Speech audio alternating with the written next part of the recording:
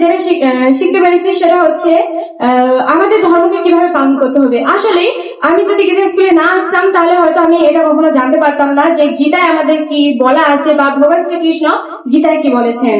কারণ গীতায় বলেছেন যে আমাদের ধর্ম করতে হলে আমাদের 4 আশ্রম পালন করতে হবে: ব্রহ্মচর্য, গার্হস্থ্য, বানপ্রস্থ ও সন্ন্যাস। এই 4 আশ্রমের মধ্যে ব্রহ্মচর্য আগে পালন করতে হবে, আর সন্ন্যাস এগুলো করতে হবে। আর গীতায় বলা আছে যে কাম, ক্রোধ, লোভ এগুলো আমাদের ত্যাগ করতে হবে, কারণ এগুলো আমাদের ক্ষতি করে। গীতায় আরো বলা আছে যে সত, রজ, তম এই 3 গুণের কথা বলা হয়েছে। কারণ সাত্বিক, রাজসিক, তামসিক। সাত্বিক হচ্ছে সৎ জ্ঞান, যেটা জ্ঞান অর্জন করা, ভালো নৈতিকতা এটা শেখায়। আর রাজসিক হচ্ছে খারাপ চিন্তা ভাবনা, হিংসা করা, এগুলাকে রাজসিক বলে। এবং তামসিক সেটা হচ্ছে মোহ, মায়া বা কাম, এটাকে তামসিক বলে। সেহেতু আমাদের যেহেতু আমরা গীতা শ্রবণ করব বা গীতা জ্ঞান অর্জন করে আমাদের এগুলো ত্যাগ করতে হবে, খারাপ কিছু।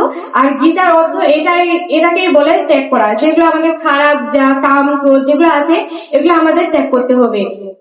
তো এখানেই আমি আমার সংক্ষিপ্ত বক্তব্য শেষ করতেছি।